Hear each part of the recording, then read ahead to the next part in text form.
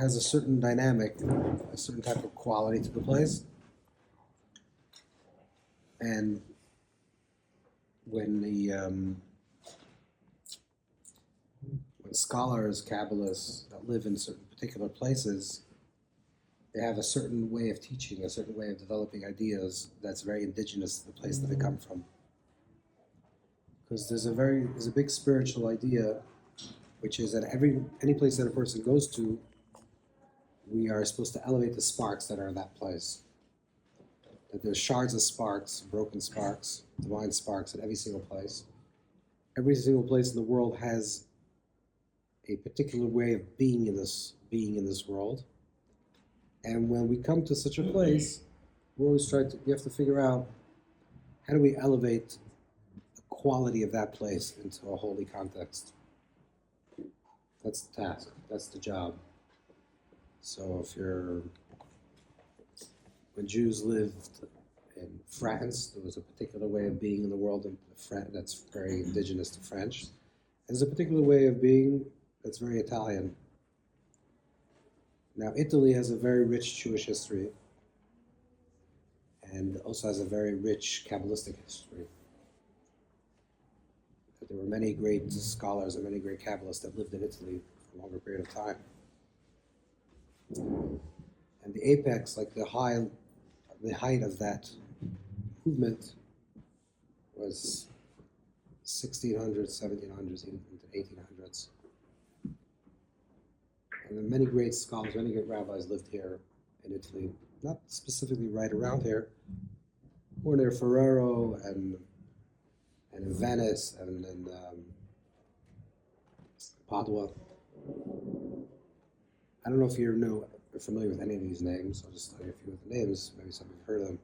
Did you ever hear of the Ramchal Batzata? So Ramchal was one of the great scholars that lived here in the late 1700s. So there was another person that's called Yosef Igras, probably less familiar. So there was some great scholars and great Kabbalists. And it's interesting that, there's a certain way of writing and the different ways how people wrote their teachings. So a lot of great scholars wrote on the Torah. So they took the Torah itself and they wrote it as a commentary to the Torah. So you read the Torah, the verses of the Torah, and then there's a super commentary, like Rashi, classically. It's a commentary on the Torah. Ramban is a classic commentary on the Torah. So there's a script of the Torah, and then there's a commentary that's written on there. Or some people write on themes. You'll take a particular theme and you write on the theme. Or you write on the Talmud. These are the different ways how people wrote. But there's something interesting that a lot of the Kabbalists that lived, and not only Kabbalists and the rabbis that lived in Italy, wrote in a form of dialogue. That some of the very famous books that they wrote were written in a way of a conversation. So, for example, it's a conversation between, let's say, a teacher and a student, a Rav and a Talmud, sometimes. It could be a conversation between a seichel and a neshama, which is like intelligence and the soul, are having a conversation. Or between a choker and a makubal, between a philosopher and a Kabbalist. And this is the way the books are written. Many of the great books that were written in Italy were written in a form, in the Jewish books that were written, particularly even Kabbalistic books, were written in a form of dialogue, which is an interesting way of writing.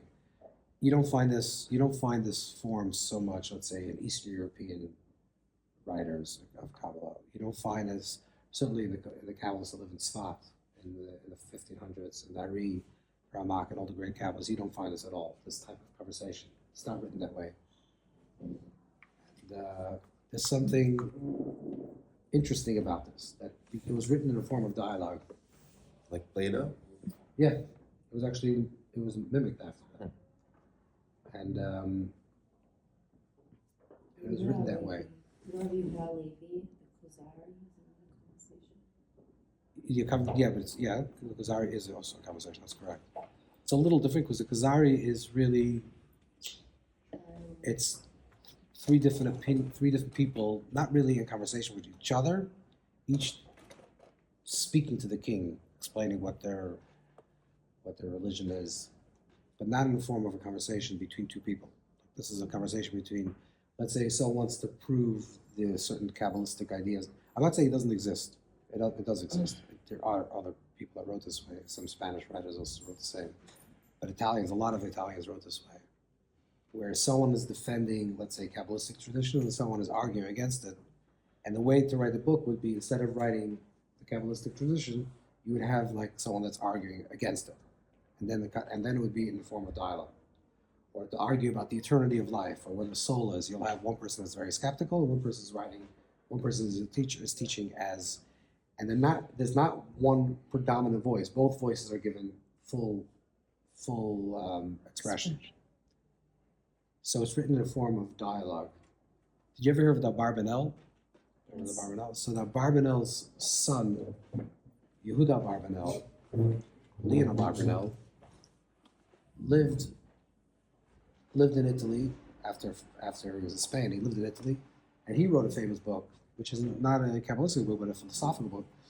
It's called Dialoga de Amor, which in Hebrew is translated like Vikuach Alava, like the dialogue of love. And it's about what love is, and it's also written in the form of a dialogue, very much like a Platonic text. Why was it written this way? And I think one of the reasons why it was written this way is because it's very much connected to the sparks of the place itself. That it was written in a form of dialogue because the Italian, the general Italian, the entire peninsula, is connected. People like to talk here. People like to have conversation. People like to dialogue. I was thinking Extroverted. Extrovert people like to make conversation. You ask a person for I don't know, this is my observation. You ask a person for directions, they get into a whole conversation to you. I know what the guy was talking about. We just asked him where to go, and he's talking for 20 minutes, telling us I have no idea what we're saying. Something about how his life is going on, and he's so happy that we're here. We just asked him to take him right or left. But I think the idea of dialogue is very important because we live in a society where people stop speaking to each other. Where a lot of our conversation that people are having with each other, a lot of our social interactions, is not in the form of dialogue. It's sort of like a monologue and a response. So let's say you write something. Let's say you write a text. Text would be like even the best scenario. Not a text would be you write a post somewhere, you write something. You tweet, I don't know what you do, so you do something like that, something out on social media. Let's say you write a text to somebody, right? What's the problem with text? The problem with text is that you don't know the emotional expression that a person is giving over when they're texting. You read the words. Now, if someone's a good communicator, someone knows how to write skillfully, then maybe they'll say something and you understand what they're saying. But if someone doesn't have this talent, you're going to say, whoa, what is this person telling me? You can read a text, you can be very upset, and the person's not upset at you, but you don't know that. Even if you don't have text, let's say you take a voicemail, like a voice note to somebody, right? When you're speaking to somebody and the person is only hearing it after you speak it, that's not really dialogue. Besides the fact that you don't see the person, but when you leave a voice note for somebody, which is your voice, so it's not a text, so you can actually express yourself, how you're feeling, but you can really express it. The problem is that when you're speaking it, the other person is not receiving it. They're receiving it after you speak it. So you say something, you put it out, then the other person, the recipient, receives it, let's say a minute later, 5 minutes later. Then they receive it. What happens in dialogue, and this is what dialogue is important. Dialogue means that while you're speaking, you're face-to-face with the other person, while you're in conversation with the other person, while you're speaking, the other person is ingesting, the other person is receiving what you're speaking, and you're seeing the person's gestures, you're seeing the person how they're receiving your words, and according to the receptivity of the person that's receiving, you could tweak or say it a little bit. Let's say you're trying to say something, right? And you're looking at the person's face, and the person has a blank expression, so it means the person's not understanding. So while you're saying it, you can say it in the correct way. Or if you see the person looks like a little offended, you can, while you're speaking, you can actually change it to tailor it in the correct way. So dialogue is the art of dialogue is actually something that we lost. And this is why it's so important to. This is why the Kabbalists also wrote in this way of dialogue. Is because it allows for this movement of energy, this movement of giving and receiving. In everything in life, there's a giver and there's a receiver.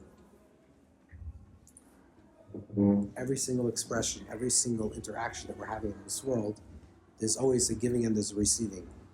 The giving quality is called Yesod. The receiving quality is called Malchut.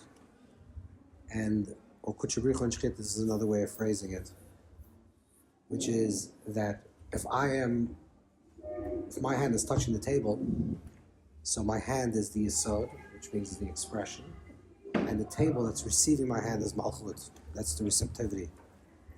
And everything in the world that has both a Yesod and a Malchut. If I'm speaking to you, I'm Yesod, and you're Malchut. I'm speaking, you're receiving. When I'm listening to you and you're speaking, you're the Yesod, and I am Malchut. You know, we say that one of the most important things, and we do this when we say, before we do a mitzvah, we say that the purpose of doing this mitzvah is for the yichud of Kutchabrichu and Shchinte. It's for the unification of the Kutchabrichu, transcendence, or Yesod, and Malchut. What does that mean? That means that I recognize that I am in dialogue with the Creator. There's one way of seeing it. One way of seeing creation is, so let's say we're the Malchut. We're like the receiving. We're receiving divine energy. Our life, everything that we receive in this world, everything we receive is received from Hashem, and we're the receivers. Hashem, the image of God in this image is that Hashem is the Yesod, Hashem is Kutchabrichu, the giver, and we're the receivers. In order to be a relationship, Kutchabrichu gives to you gives to Malchut. Malchut receives from Yesod, and there's a reciprocal relationship, just like in dialogue. So there's to say it a little different, or to understand what I'm trying to say exactly, is that when we look at the world, let's look at life. We can see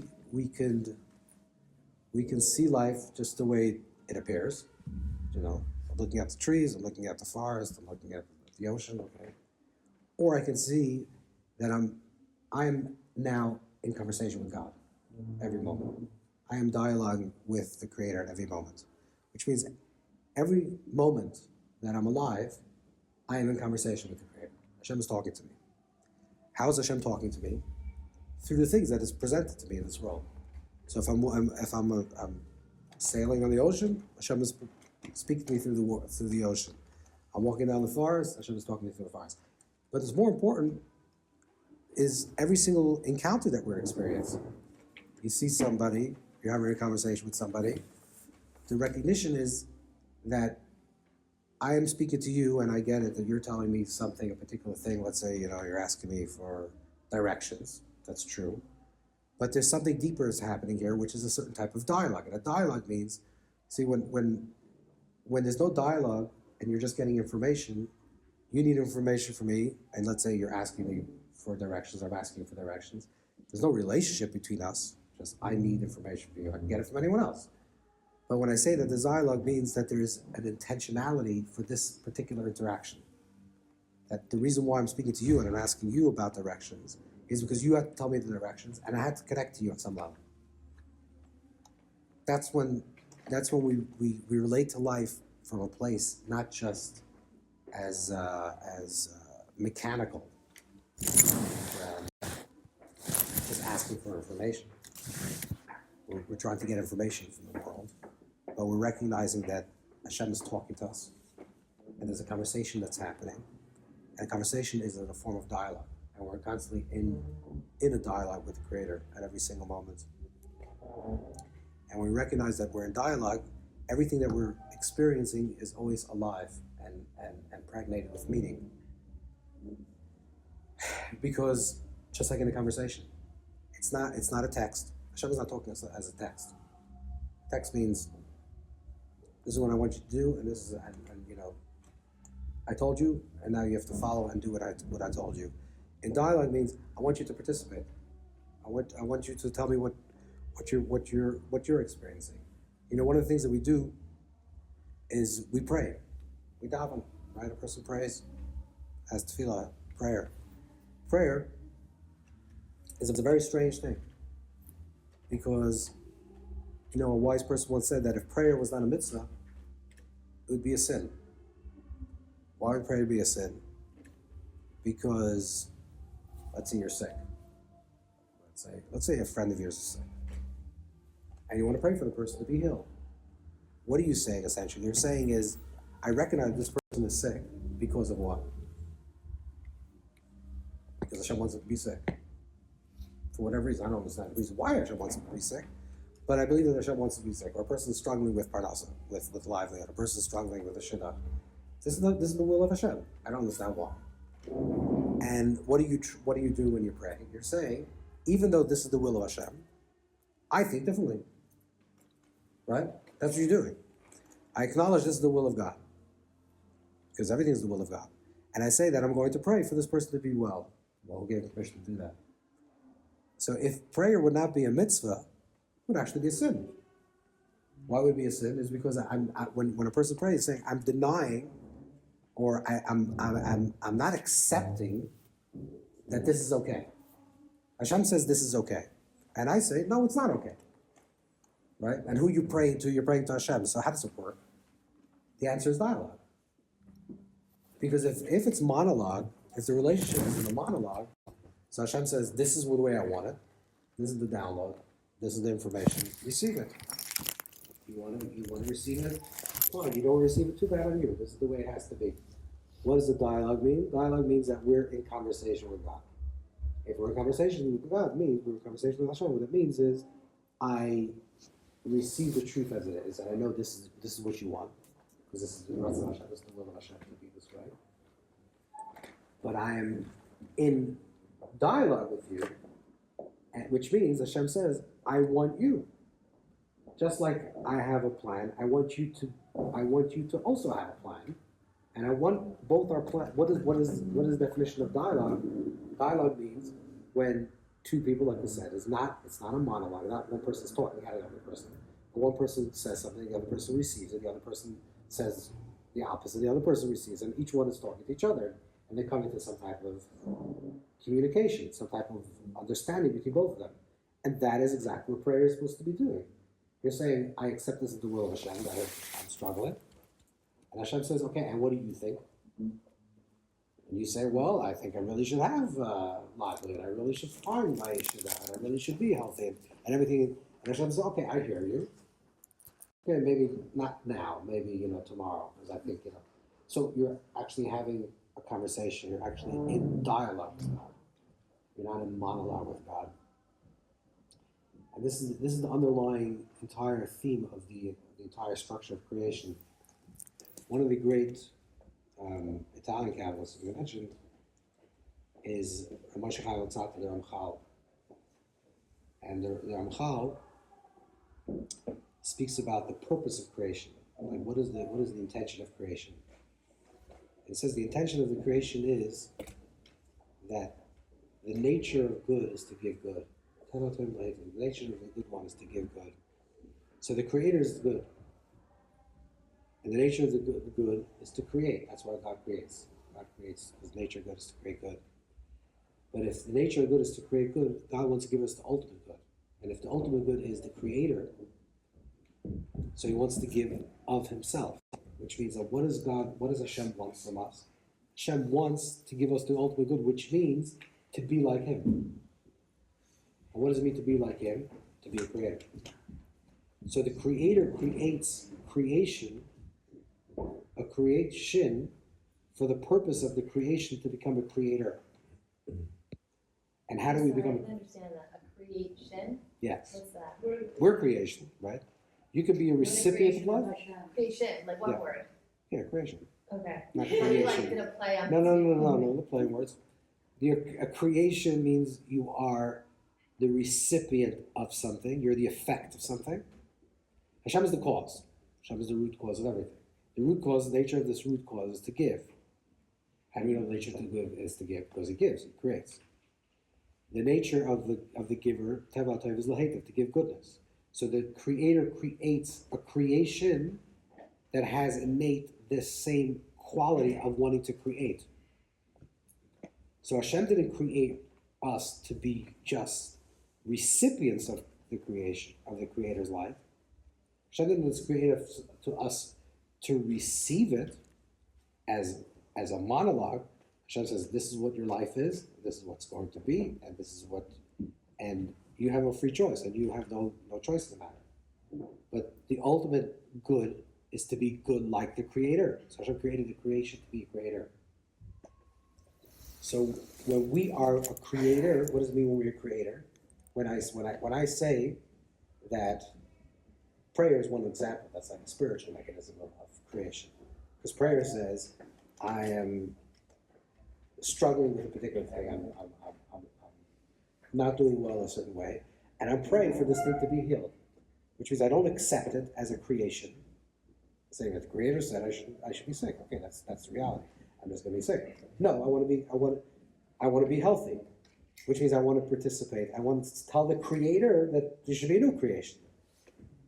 So by praying or choosing to live your life not as a victim of circumstance or of past, and to choose to say that I am the creator of my own life right now, through the choices that I'm making, is to be in dialogue.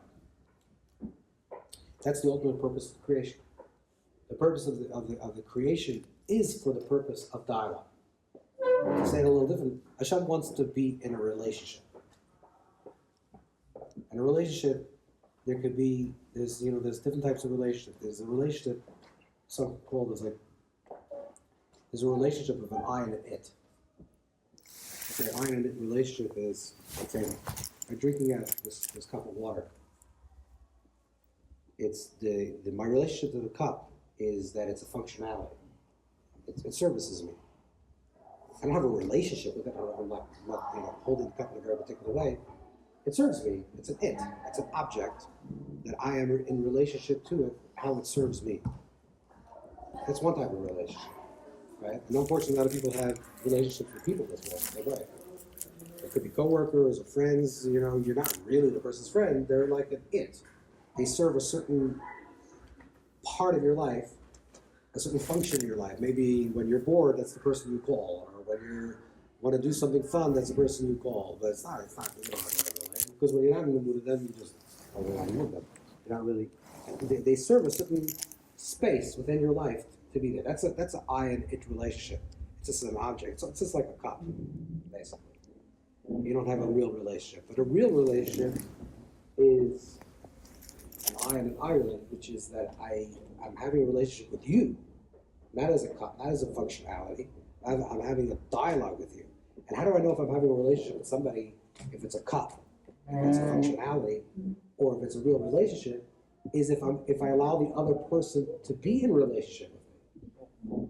If I say, I would like to, let me give you an example. I don't know if this is a good example, but this is it sounds like a positive example, but it's a negative.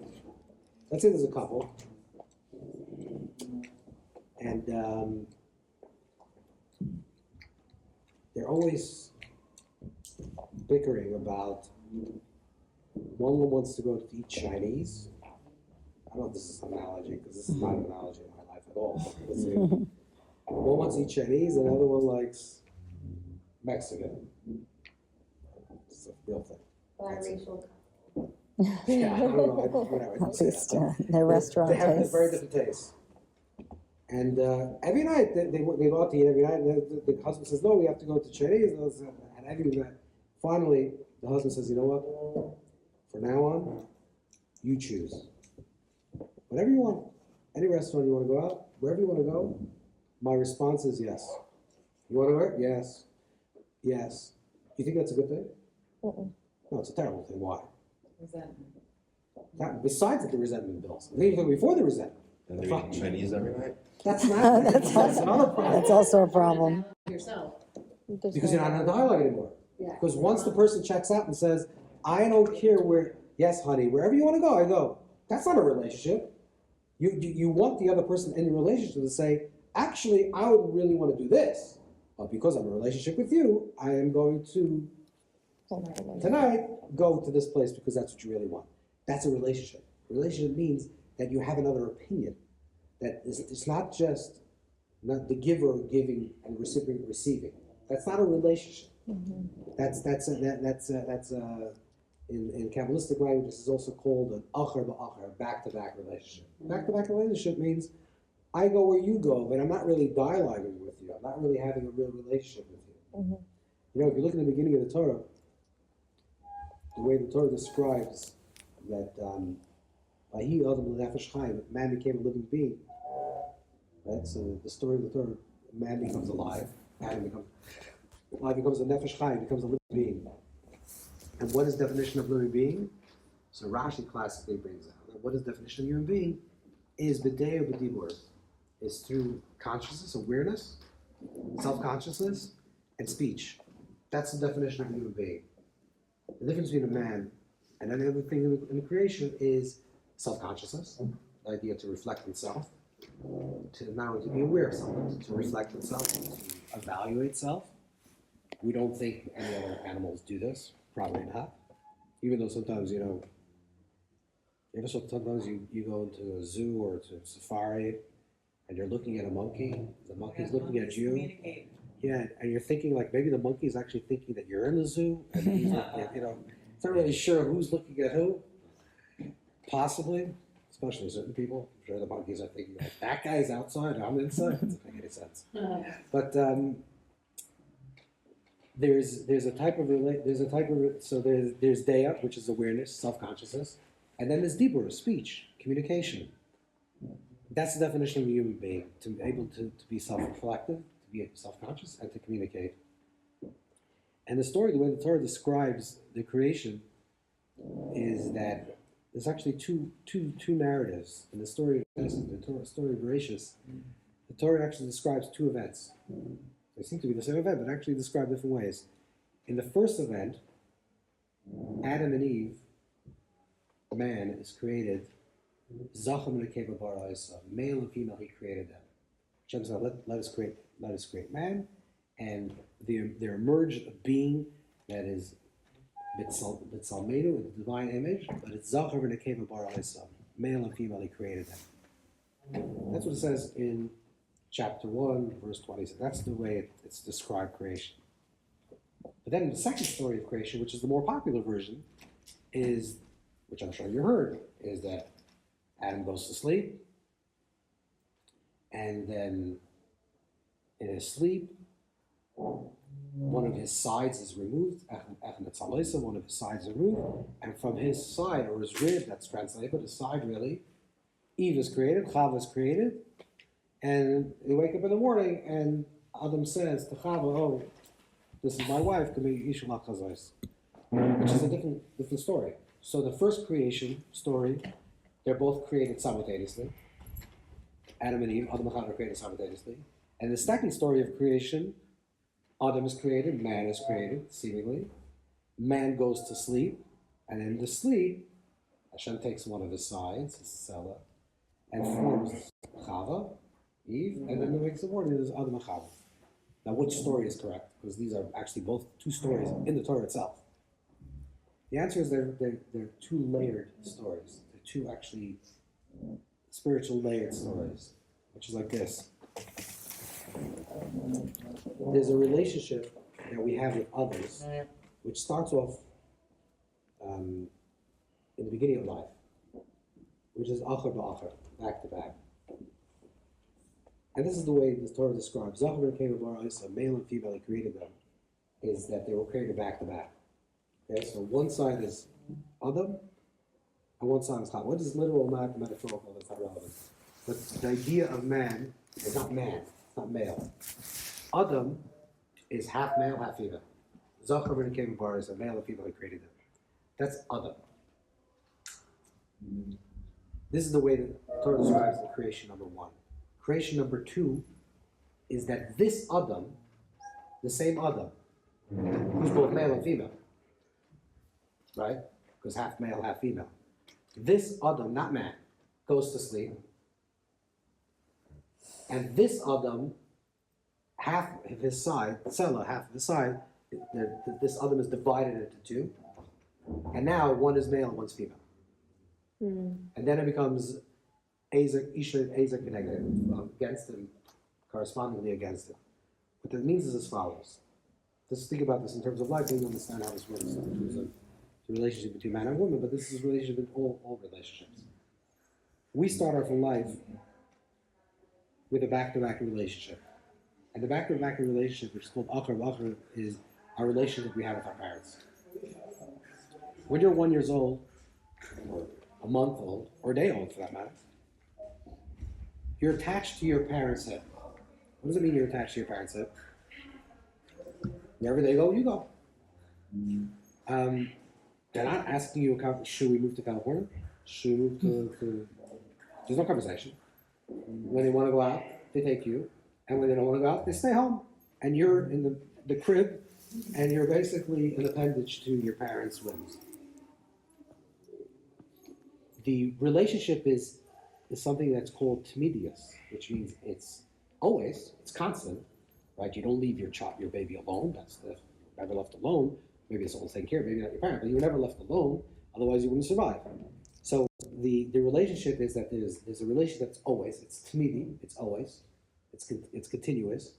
You're continuously attached to your parents, but it's acher ba'acher. It's back to back. Back to back means that there's no two people in this relationship. There's no dialogue. There's no conversation between a parent and a child when the child is very young. It's a monologue.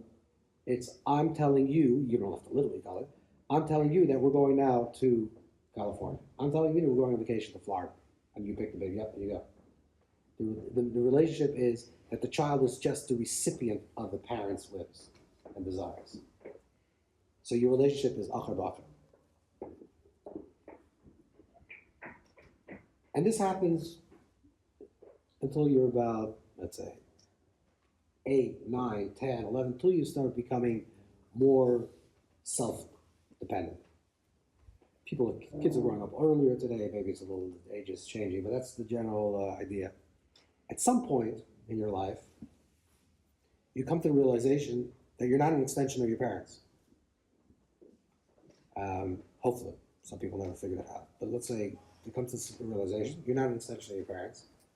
And then comes what is called the Nesira, the separation process. Just like Adam and Eve, in the first image, they're one. They go to sleep, and then they're severed. These two are apart, severed apart. That's called the Nesira. The Nesira process is where What's if it you take called? Nesira, No, the one. no, Nesira. So Nesira is, let's say that there's two things together, and now they're moving apart. Okay, so there's being severed from the back-to-back relationship, and they're being sewn apart, so they can split. This is generally adolescence. What is adolescence? Adolescence is when children start realizing that they're separate from their parents, but they still don't know who they are. So the first thing that a child that becomes aware of themselves is like, oh, my parents, they're so weird. That's their thing. But I'm different. So it's healthy for for a certain age. Why? Because you have to separate. Because you do have to become an independent being, right? So the process of Nasir, the process of separation is painful. both for the parents and for the child. For the parents, it's very painful because my child just never said anything. Wherever I did, I was like, Superman and Wonder Woman. I don't know anything. I was the greatest dad in the world. And all of a sudden, they're like, "Oh, why do you do that?" And you're so weird. Like, well, I was a great dad. I had the funniest jokes, and then all of a sudden, I'm not so funny, right? So it's painful because the child is growing up. For the parent, it's painful. For the child, it's also painful because it was a very comfortable life. They were very connected and they were very intimate, and things were pleasant. And now they have to try to find themselves, and finding yourself is very painful. That's why, in the process of Nasira, is where a lot of spiritual harm, or even psychological and mental, a lot of different harm can happen for that time. Nari says it's a very dangerous time, so to speak, because the back, this is the way the Arizal frames it, basically, is that the back is unprotected, which means your back is not protected, your ground is no longer protected. You don't know who you are, your children don't know who you are. That's why a lot of people fight with their adolescents, children, unfortunately. Because, well, what do you mean? I am the great dad, I'm a great mother, and why are you not listening to me? John was one of them. So that process is Nasira. That's the process of separation. These days? These days it starts a little earlier than usual. She just had a bar mitzvah. Yeah, I'm usually kind it's... of going through it Yeah. right now, so, and this is really giving me so many answers. Yes, I this is like life. I'm searching, I think it's a very normal thing. It's a very healthy thing for a person to go through this process. I just don't know the navigation process as a parent. Oh, okay. I don't want to interrupt the. No. Then we can talk about it. I'm just going to say, then we'll open this up conversation. This is the process that a person has to go through, and it's painful and development.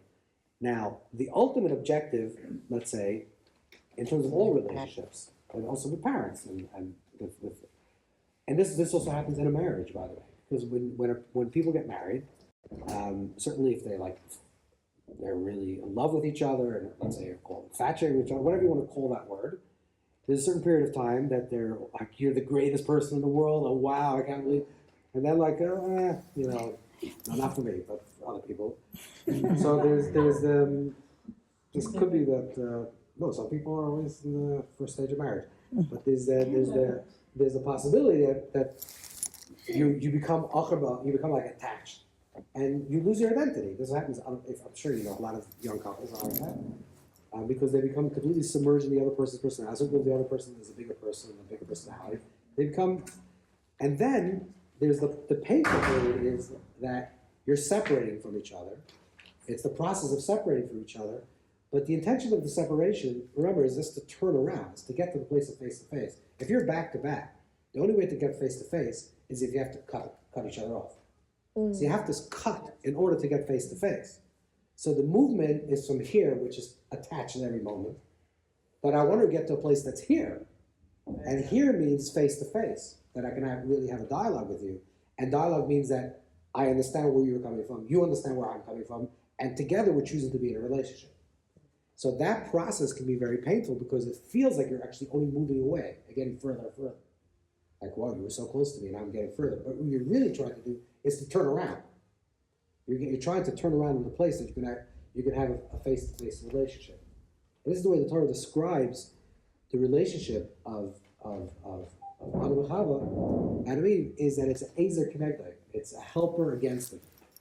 There's a helper against them. Because we're against each other, we're facing each other, that's why you can truly be a helper. Because you're not really helpful if you're in a relationship that you're not against. If you just say, yes, dear, whatever you want, I will do, that's not a healthy relationship because then you're not really in dialogue, you're in a monologue. So by being someone that has a separate opinion, that says, no, I want to do it this way, and yet I'm choosing to be in the relationship in a healthy way, that's the way we can be in a healthy, positive relationships. So the way the Torah phrases it is that Adam and Chava are created as one. They're created achar v'achar, back to back. And then Adam, who's not Adam. Adam is Fireworks. Oh, gosh. That's it, really? Yeah, Fireworks kind of the wedding. Adam yeah, you can see that. is I was like wiping the. Gross. okay. Same thing. A flash of light.